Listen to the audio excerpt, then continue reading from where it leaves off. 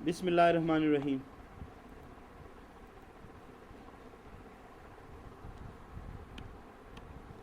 आज जो टॉपिक है वो है एब्सोल्यूट ग्रेविटेशनल पोटेंशियल एनर्जी। कौन सा वाला? Absolute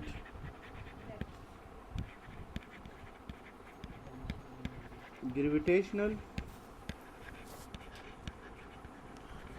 potential energy.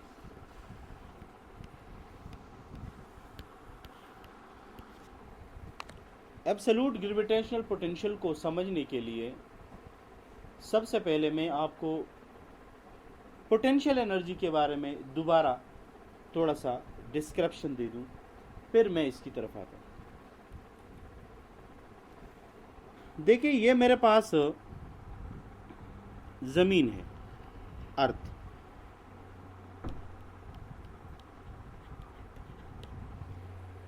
और मैं ये मानता हूं कि ये वो जगह है जहां इसकी आखिरी लिमिट है ग्रेविटी की। इससे बाहर ये किसी भी बॉडी को अट्रैक्ट नहीं करेगा। बात समझ में आई? मेरे पास समझ में आ रही? यानी ये वो एरिया है, वो बाउंड्री है जिसके आगे कोई जिस्म रखा जाए तो अर्थ उनको अट्रैक्ट नहीं करेगा। पर इस रीजन के अंदर अगर आप किसी भी बॉडी को रख दे तो ये बॉडी ऑटोमेटिकली कहाँ मूव करेगा? अर्थ की तरफ मूव करेगा। मेरी बात समझ रहे हैं आप लोग? किसी को कोई परेशानी तो नहीं हो रही? इसका मतलब ये हुआ कि अगर इस मास को आप किसी भी जगह रखें तो वो उस जगह से किसी दूसरी जगह अर्थ की तरफ मूव करेगा। गलत बोल रहा हूं? बोलिए। अगर मैं इसको कोई पॉइंट ए मानता हूं, इसको कोई पॉइंट बी मानता हूं, और उस पॉइंट ए के ऊपर मैंने कोई मास रखा, ये किधर जाएगा? बी पे जाएगा या नहीं जाएगा? अच्छा, जब ये बी पे जाएगा तो तुम्हें कोई काम करना पड़ेगा क्या? बोलिए। अगर मैं किसी ऊंचाई से कोई चीज छोड़ दूं तो क्या मैंने उसको नीचे की तरफ पुश किया क्या? नहीं, मुझे काम करने की जरूरत। वो काम कौन करेगा? वो ग्रेविटी करेगी। वो ग्रेविटी करेगी। अब मेरी बात समझ रहे? अब ग्रेविटेशनल पोटेंशियल क्या है? कहते हैं कि अगर इस मास को पॉइंट बी से तुम उठाओ और किसी पॉइंट ए पर ग्रेविटी के खिलाफ ले जाओ तो तुमने काम किया। वो काम उसके अंदर स्टोर हुआ और वो किसकी शक्ल में जाहिर हुआ? ग्रेविटेशनल पोटेंशियल की शक्ल में। तो मैं ये कह सकता हूं कि दरअसल पोटेंशियल एनर्जी एक वर्क है। किसके खिलाफ? ग्रेविटी के खिलाफ। जब आप किसी एक बॉडी को किसी पॉइंट ए से उसके खिलाफ किसी पॉइंट बी पर लेके जाते हो, क्योंकि जब भी आप किसी बॉडी को किसी जगह पर भी रिलीज करोगे तो वो वापस अर्थ की तरफ आएगा। गलत तो नहीं बोल रहा हूं? यहां पर मैंने कोई टेबल से चीज उठाई, जैसे मैं उसको रिलीज करूंगा वो नीचे की तरफ जाएगा, पर उसको ऊपर ले जाने के लिए मुझे क्या करना पड़ेगा? ग्रेविटी के खिलाफ काम करना पड़ेगा। तो मैं ये कह सकता हूं, it is the work against the gravity. बात समझ में आ रही है? आते हैं अब जरा टॉपिक की तरफ। टॉपिक की तरफ आते हैं कि एब्सोल्यूट ग्रेविटेशनल पोटेंशियल है क्या। तो उसके लिए मैं आपको दोबारा यही डायग्राम बनाना चाहता हूं। यह है मेरे पास अर्थ और यह है इसकी बाउंड्री।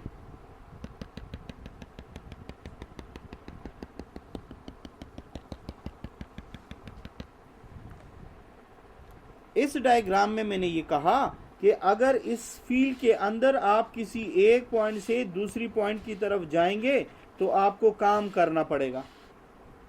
मैं गलत बोल रहा था? इधर से इधर लेके जाऊंगा तो क्या करना पड़ेगा? काम करना पड़ेगा। वो काम स्टोर हो जाएगा उस बॉडी के अंदर।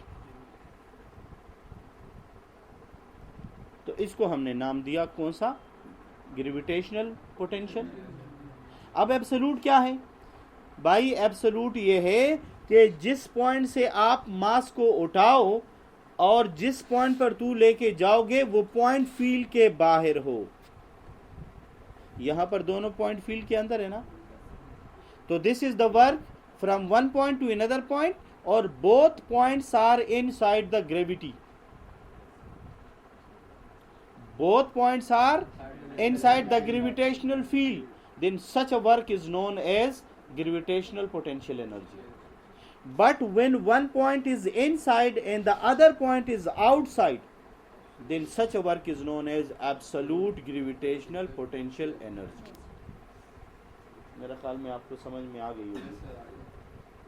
यानी दोनों में फर्क ये है कि इसके दोनों पॉइंट्स फील्ड के अंदर होते हैं, और इसमें जिधर से उठाना हो वो फील्ड के अंदर हो, और जहां लेके जाना हो वो फील्ड के बाहर हो।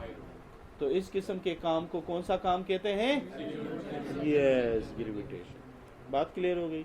अब मैं इसकी डिफिनीशन आपके सामने इसके ऊपर ही लिख देता हूं। It can be defined as, it is that work done in which a body is brought from a point, bracket में लिखे, inside the field to another point, bracket में लिखें,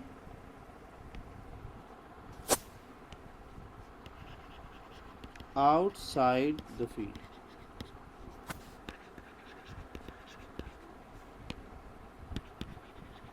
then such a work done is called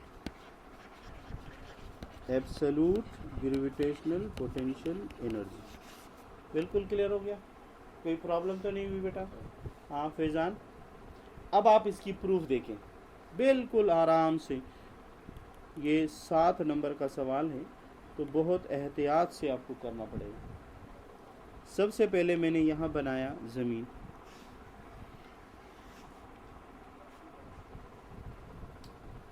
फ़र्ज़ करें मैं मानता हूँ कि ये वो लिमिट है जहाँ पर आगे कोई फील्ड मौजूद नहीं है, ठीक है बेटा। मैं यहाँ से यहाँ तक बॉडी को यानी मास को, एम को यहाँ लाना चाहता हूँ।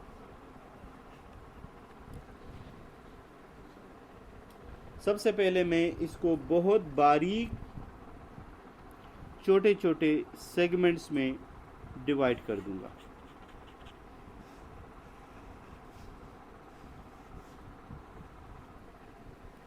और मैंने इसको नाम यू दिए, बिल्कुल तवज्जो के साथ, कोई जल्दबाजी वाली बात नहीं। ये रहा R1, इसके बाद रहा R2, इसके बाद रहा R3, फिर इसके बाद मुझे नहीं पता आखिर में ये रहा मेरे पास Rn। इससे नीचे वाला Rn-1 होगा या नहीं? इससे नीचे ये वाला क्या होगा? Very good. ये वाला क्या होगा? Rn-3।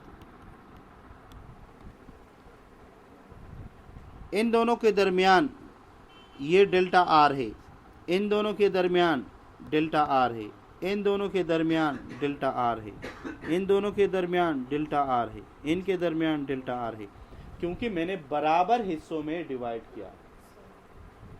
I divided the whole distance in equal parts, in equal patches। समझ में आ रही बेटा? ओके, बिल्कुल तवज्जो के साथ देखिए। मुझे ये बताइए, ये सेंटर है, इस सेंटर से इसके ऊपर फोर्स इस्तेमाल हो रहा है या नहीं? बोलिए, सही बोल रहा हूँ या नहीं?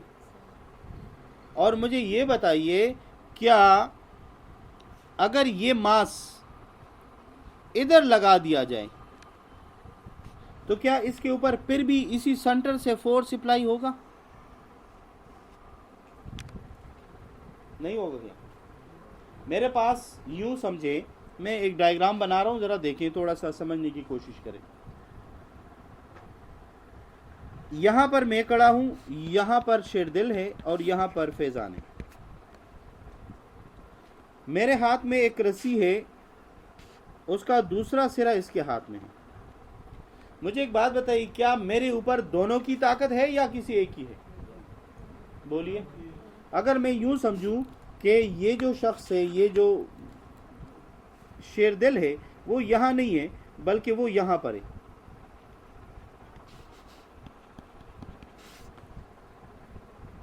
तो क्या होगा? क्या दोनों मेरे ऊपर फोर्स नहीं लगा रहे? मेरे ऊपर लगा रहे ना। तो मुझे बताएं, इन दोनों के दरमियान जो फोर्स होगा वो एवरेज कंसिडर होगा या नहीं होगा? एवरेज होगा ना। मतलब कोई बंदा ये दावा नहीं कर सकता कि मेरे ऊपर उसकी तरफ से फोर्स लग रही है।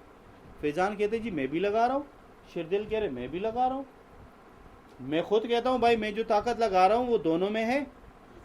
तो इसका मतलब ये है कि हम क्या लेंगे, हम जब इस मास को यहां से लेकर यहां आएंगे तो हमें एवरेज फोर्स लगाना पड़ेगा। बात समझ में आ रही है? जब मैं इसको यहां तक लेके आऊंगा, क्या ये मास यहां लाते लाते सेंटर यानी जमीन से डिस्कनेक्ट हो जाएगा? क्या कभी भी नहीं होगा डिस्कनेक्ट। ये जमीन के साथ कनेक्टेड है। चाहे मैं इसको यहां से उठाकर यहां लाऊं, लाते लाते ये किसी भी टाइम जमीन से डिस्कनेक्ट नहीं हो सकता, ग्रेविटी से डिस्कनेक्ट नहीं होगा। लिहाजा मैं क्या करता हूं कि जब मैं इसको n से लेकर n-1 तक लेके आऊंगा तो मुझे एवरेज फोर्स लगाना पड़ेगा। तो इसका मतलब ये हुआ कि अगर इस मास m को मैं Rn से Rn-1 पर लाना चाहूंगा तो मुझे एवरेज फोर्स लगाना पड़ेगा। कौन सा फोर्स लगाना पड़ेगा? एवरेज फोर्स लगाना पड़ेगा। अब मुझे बताइए, अगर मैं काम करना चाहता हूं, हैं, सुन ले मेरी बात, तो मैं इस एम को जब यहां तक लेके आऊंगा तो मुझे लाने की जरूरत ही नहीं है। क्यों भाई? क्योंकि अर्थ ने तो उसको खुद अट्रैक्ट करना है। अब मुझे अगर असल में काम करना है तो मुझे क्या करना पड़ेगा? आर इन से इसको Rn-1 से Rn पर लेके जाना पड़ेगा, मुझे Rn-2 से Rn-1 तक लेके जाना पड़ेगा, मुझे Rn-3 से इसको Nr-2 तक लेके जाना पड़ेगा, और इसी तरह मुझे 1 से 2 पे लेके जाना पड़ेगा, मुझे 2 से 3 पे लेके जाना पड़ेगा, और जो फोर्स में लगाऊंगा वो कौन सा फोर्स होगा? वो एवरेज फोर्स होगा। बात समझ में आ रही है? तो सबसे पहले मैं क्या करता हूं, मैं काम करना चाहता हूं। काम कहां से करूंगा? From point 1 to point 2। तो कैसे करूंगा जरा देखिए।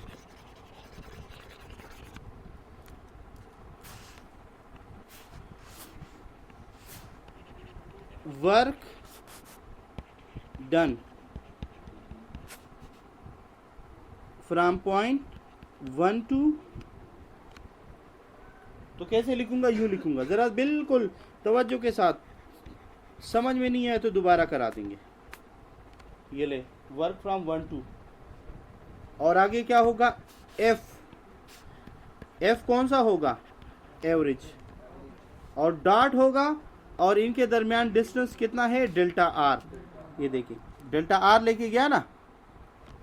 अच्छा जी, अब जरा देखिए डेल्टा आर और एफ के दरमियान एंगल बताइए। 90 है, 180 है, 0 है? 180 है। क्यों भाई? मैं अगेंस्ट काम कर रहा हूं, मैं उसकी तबीयत के खिलाफ काम कर रहा हूं। मैं मास को कहां लेके जा रहा हूं? ऊपर, और मास की तबीयत क्या है? वो नीचे जाना चाह रही है। तो इसका मतलब है एंगल क्या बना? 180। ये देखिए मैं इसको यूं लेके जाना चाह रहा हूं, और वो कहां लेके जाना चाह रहे खुद को? नीचे की तरफ। एंगल कितना बना? 180 डिग्री। तो जरा देखिए डेल्टा डब्ल्यू 1 से लेकर 2 तक ये बराबर हो जाएगा एफ एवरेज डेल्टा आर, और आएगा कॉस 180, और कॉस 180 किसके बराबर है? -1 के। तो आपके पास क्या बचा, आपके पास आया डेल्टा W 1 से लेकर 2 और ये रहा माइनस F एवरेज और डेल्टा R। एतराज तो नहीं, पक्की बात है। अब आगे चले, इस मसले को हल करते हैं। मैं यहां दोबारा एक डायग्राम बनाना चाह रहा हूं, देखिए जरा। ये मैंने बनाया, फिर जमीन, ये रफ डायग्राम है, फिर मिटाना पड़ेगा। ये इसका है सेंटर, ये था R1, ये था R2। मैंने बड़ा इसलिए बनाया ताकि समझ में आ जाए। ये था सेंटर, ये मास जब यहां मौजूद था, इस वक्त ये सेंटर से कनेक्टेड था। सेंटर से इसका डिस्टेंस कितना था, R1। इसके ऊपर कितना फोर्स लग रहा था, जरा देखिए। F1 बराबर रहा G ग्रेविटी का, M इसका, और ME किसका, डिवाइडेड बाय डिस्टेंस कितना है, R1 स्क्वायर। जब मैं इस मास को यहां लेके आया तो अब इसका डिस्टेंस कितना बना, R2। नजर नहीं आ रहा, ये R2 सेंटर से ही तो डिस्टेंस है। अब इस वक्त इस पर कितना फोर्स लगा, F2 capital G M ME divided by R2 square. गलत क्या? अब आगे चले, मुझे एवरेज चाहिए भाई। एवरेज का फार्मूला हमारे टीचर्स कहते हैं कि पहला प्लस दूसरा डिवाइडेड बाय 2, ये कहलाता है F का एवरेज। गलत किया तो बताइए, यही है एवरेज का फार्मूला। हाँ, the number of element divided by the number of itself, यानी जितने नंबर्स हैं उसको ऐड करके टोटल नंबर पे डिवाइड करते हैं। मसलन मैंने और किसी ने कारोबार शुरू किया, मैंने 1000 लगाए, उसने 1500 लगाए, हमारे एवरेज क्या होगा, 1000 प्लस 1500 डिवाइडेड बाय कितने लोग हैं हम, 2 से डिवाइड करें। यही तरीका से गया था।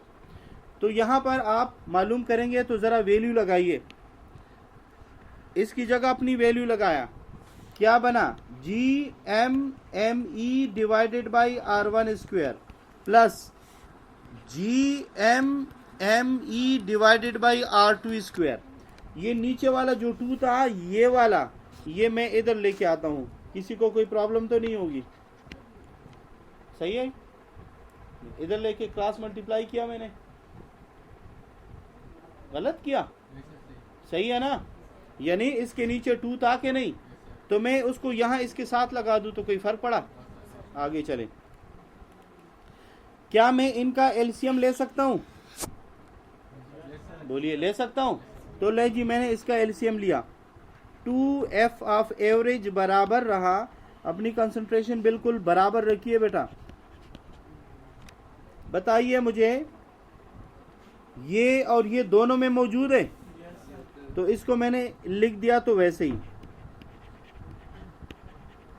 GME और M। अब ये R1 स्क्वायर इसके साथ कैंसिल हुआ, क्या बचा, R1 स्क्वायर इसके साथ खत्म हुआ, क्या बचा, तो R2 स्क्वायर इधर आ जाएगा या नहीं। यही एलसीएम लेने का तरीका होता है। या एक और तरीका करा दूं, जी एक और आसान तरीका करा दूं। मुझे बताइए, n में से कोई चीज कॉमन है, बिल्कुल है, GME और M कॉमन है कि नहीं। मुझे बताएं, यहां पर क्या बचा, R1 स्क्वायर, यहां क्या बचा,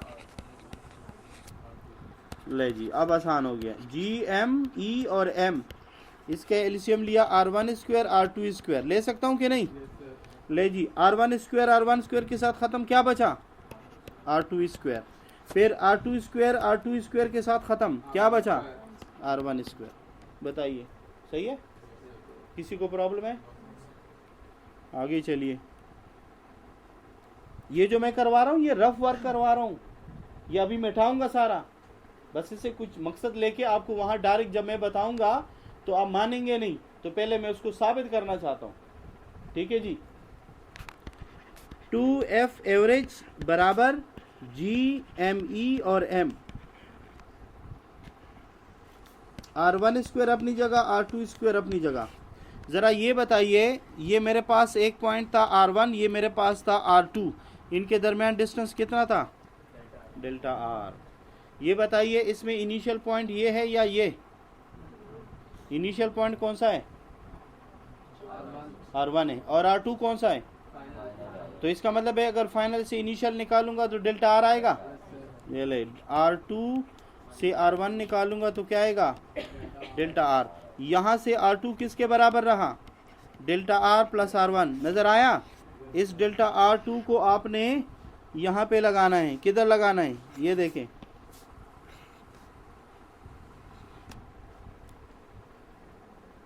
लगा सकता हूँ, ये लगा दिया। कैसे लगाऊंगा ज़रा देखें। ये क्या है? डेल्टा R प्लस R1 का होल स्क्वायर। ये देखिए ये वाला स्क्वायर है, ठीक है जी। और फिर प्लस अपनी जगह, ये वाला प्लस, और R1 स्क्वायर अपनी जगह, ठीक है। अब आप ज़रा चले आराम आराम से। 2 अपनी जगह, एफ ऑफ एवरेज अपनी जगह, जी अपनी जगह, एम ई और एम अपनी जगह। इस पर फार्मूला लगाएं। कौन सा वाला? पहले का स्क्वायर, फिर दूसरे का स्क्वायर, फिर 2 इंटू पहला इंटू दूसरा, और प्लस R1 स्क्वायर। एतराज़ हो तो जल्दी बताएं, अगर नहीं है तो मुझे बताइए। सही क्या गलत? कौन सा फार्मूला लगाया? a प्लस बी का होल स्क्वायर, पहले का स्क्वायर, फिर दूसरे का स्क्वायर, फिर 2 इंटू पहला इंटू दूसरा, और ये R स्क्वायर अपनी जगह पर। क्लियर हो गई बात? डेल्टा R बहुत स्मॉल है। क्या है? डेल्टा R बहुत स्मॉल है। जब डेल्टा R बहुत स्मॉल होगा तो वी नेग्लेक्टेड। तो यहाँ लिखना पड़ेगा since delta R is very small, therefore delta R square is to be neglected। जब नेग्लेक्ट करेंगे तो ये बन जाएगा 0। जो बचा वो लिखें, बिल्कुल आराम से लिखे बेटा, कोई जल्दी वाला काम नहीं है, पर है इम्पोर्टेंट, इसलिए आपको ध्यान से करना पड़ेगा। जी एम और एम ई अपनी जगह पर, और ब्रैकेट में जो बचा वो लिखें। ये R1 स्क्वायर, ये R1 स्क्वायर कितने बने? 2R1 स्क्वायर बने, प्लस ये ज़रा गौर से देखें, ये 2 अपनी जगह लिखा कि नहीं? ये नज़र आ रहे हैं आपको? कौन है ये? Delta R। ब्रैकेट लगाइए। ये डेल्टा R नज़र आ रहे हैं? डेल्टा R कितना है? R2 minus R1। यहाँ लिखें। क्या बचा? R1 लगा दिया। सबको नींद आएगी? सारे काम आसान नहीं होते, कुछ मुश्किल भी होते हैं।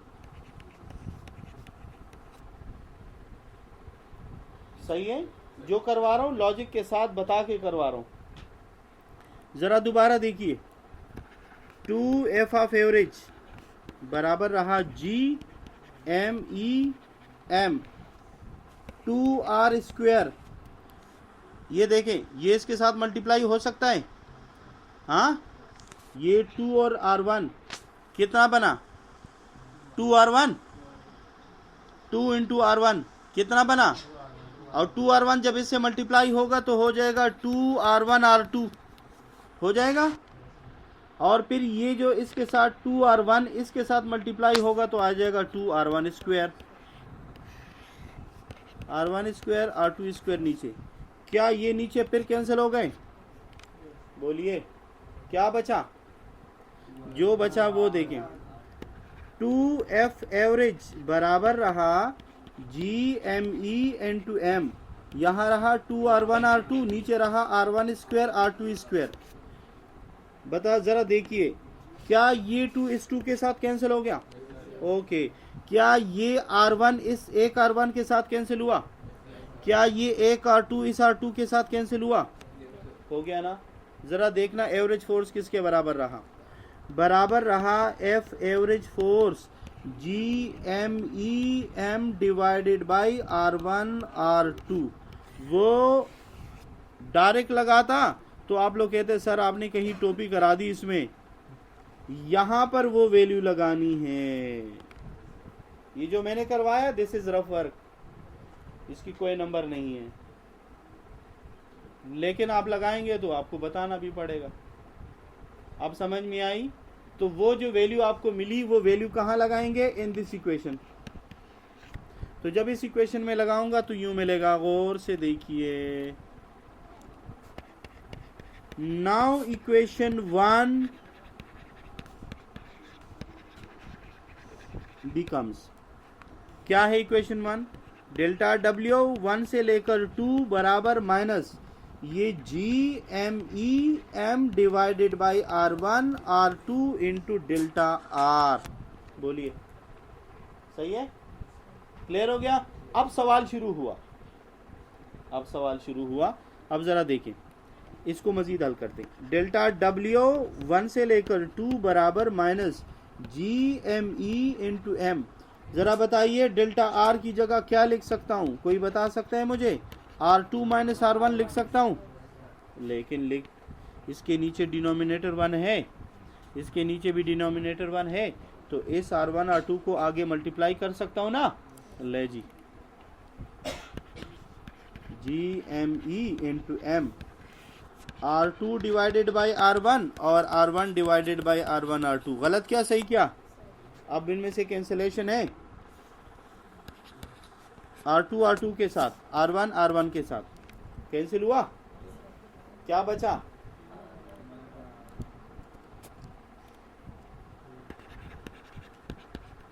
तभी मैंने इसको आज के दिन के लिए छोड़ दिया था। मैंने कहा जरा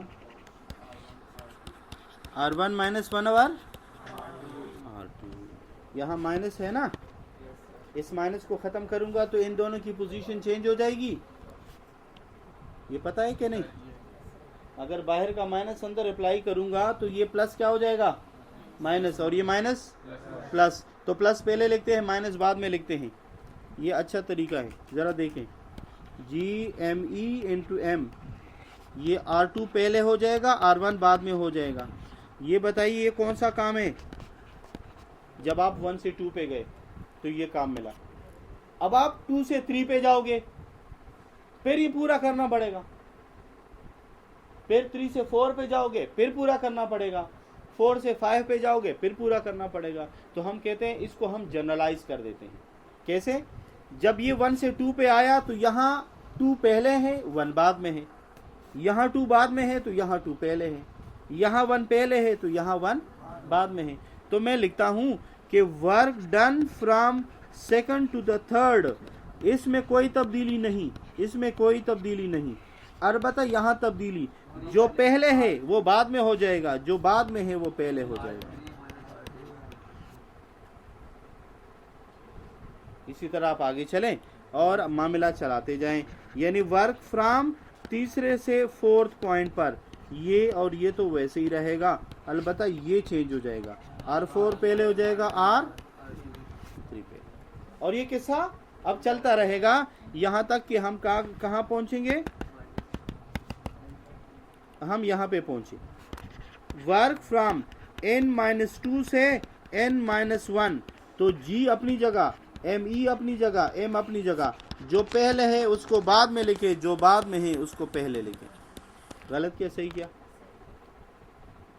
सबसे आखिरी पॉइंट, डेल्टा डब्ल्यू n-1 से आप पहुंच गए n पर। G अपनी जगह, ME अपनी जगह, M अपनी जगह। जो पहले था वो आखिर में, जो आखिर था वो पहले। आप लोगों ने एक चीज इसमें नोट की है? मैं बताता हूं। आपको पहला और आखिरी वाला दोबारा रिपीट नजर नहीं आएगा, बाकी सब रिपीट हो रहे हैं। जरा इधर देखिए,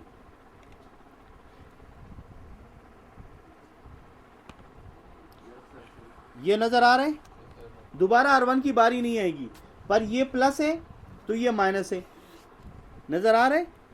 ये देखें, ये +3 है तो ये माइनस है।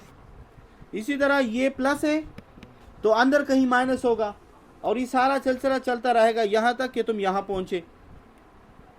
ये देखें ये प्लस है तो देखें ये माइनस है, इसी तरह ये भी अंदर कहीं होगा, लेकिन देखो आर जो आखिरी वाला है ये रिपीट नहीं हो रहा, न पहला वाला हो रहा है ना आखिरी वाला हो रहा है। इसका मतलब है जब मैं इसको ऐड करूंगा तो सारे खत्म हो जाएंगे, पहला रह जाएगा और आखिर वाला रह जाएगा। अब बच्चा कहता है सर जरा समझ में आ नहीं रहा, तो मैं इसको फिर एक और एग्जांपल से करवा दूँ। ये देखें मेरे पास टोटल 5 पॉइंट है, 1 2 3 4 और 5,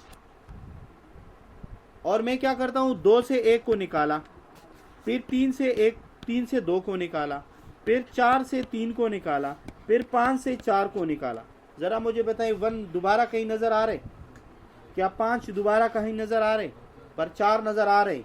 ये माइनस है तो ये +4 है, ये -3 है तो ये प्लस है, ये -2 है तो ये प्लस है। इसका मतलब ये है कि पहला और आखिरी आपके पास रह जाएगा, बाकी सब ख़त्म हो जाएंगे। बात समझ में आ रही है बेटा? इसका मतलब है I am adding the total work. Now the total work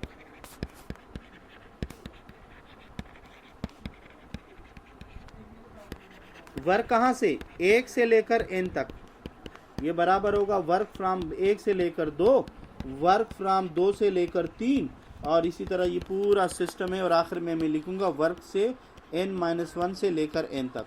आपको समझ में तो आ गया? अब ज़रा देखें क्या सब के अंदर GME कांस्टेंट है या नहीं है?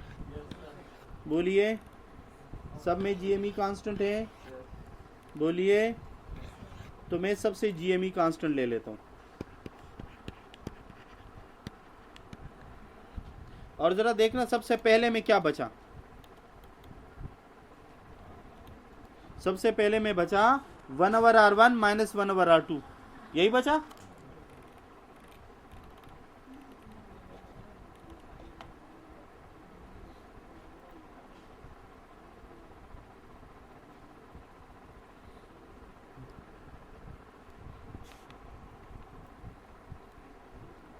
अच्छा कौन सा वाला है? 1/, बोलिए कौन सा वाला था? 1/r2 - 1/r1। अच्छा जी, अब इसके बाद दूसरे वाले में क्या बचा? ज़रा देखिए जी, दूसरे वाले में बचा 1/r3 - 1/r2, 1/r3 - 1/r3 - 1/r2, और ये सिलसिला कंटिन्यू रहेगा ना भाई। और आखिर में देखो सबसे आखिरी वाला लिखना चाहता हूँ, क्या है? 1/rn-1 और -1/rn-1 और -1/rn-1, ये 1/rn है मेरे ख्याल में। हाँ जी, अब मैंने आपसे क्या कहा था कि सब कैंसिल हो जाएंगे। ये देखें एक नज़र आ रहे, ये देखें ये क्या है? प्लस, ये देखें ये माइनस। इसी तरह ये सारे आपस में कैंसिल हो जाएंगे। एक कौन सा बचेगा? पहला वाला। दूसरा कौन सा बचेगा? आखिरी वाला। तो आप इसको लगाएं, लगाने से वर्क मिलेगा। डेल्टा W 1 से लेकर n बराबर है किसका? GME × m। माइनस वाला पहले लिखो, प्लस वाला बाद में लिखो। ये 1/rn प्लस से पहले लिखा, -1/r1 बाद में लिखा। सही है? अब आते हैं पॉइंट की तरफ। अब मैं यहां लिखता हूं, अगर n कहां पर हो? इन्फिनिटी पर। इन्फिनिटी का मतलब क्या है? जो मालूम नहीं है ना, मैं कहता हूं अगर तुमने वर्क किया हो ग्राउंड से इन्फिनिटी तक, मैंने लिखा Fn गोज टू इन्फिनिटी, और साथ ये भी बता दिया n/r1 से मुराद हो रेडियस ऑफ अर्थ। देखो वहां पर r1 मैंने सेंटर से लिया था ना, तो फिर ये इक्वेशन कैसे बनेगा? ये इक्वेशन बनेगा वर्क फ्रॉम 1 to इन्फिनिटी, ये आ जाएगा GME × m। ये रहा 1/∞ - 1/r1। सॉरी, r1 की जगह क्या लिखेंगे? RE। अब ज़रा गौर से देखिए बेटा, किसी चीज़ को इन्फिनिटी से डिवाइड करेंगे तो क्या रिजल्ट आएगा पता है आपको? 0 आएगा। तो जो बाकी इक्वेशन है वो बचाइए। डेल्टा W 1 से लेकर इन्फिनिटी, ये रहा GME × m divided by RE। और ये माइनस नजर आ रहा है, ये माइनस इधर आया। जरा अब इसको देखे, ये क्या है? This is called absolute gravitational potential energy. This is the work from ground to infinity. मैंने बोला था ना, फ्रॉम अ पॉइंट जो फील्ड के अंदर हो टू द पॉइंट जो फील्ड से बाहर हो। तो फील्ड से बाहर जो भी होता है वो इन्फिनिटी कहलाता है। और ये है आपके पास answer, GME into M divided by RE। This is called absolute gravitational potential energy. बात क्लियर हो गई कि नहीं? डन है?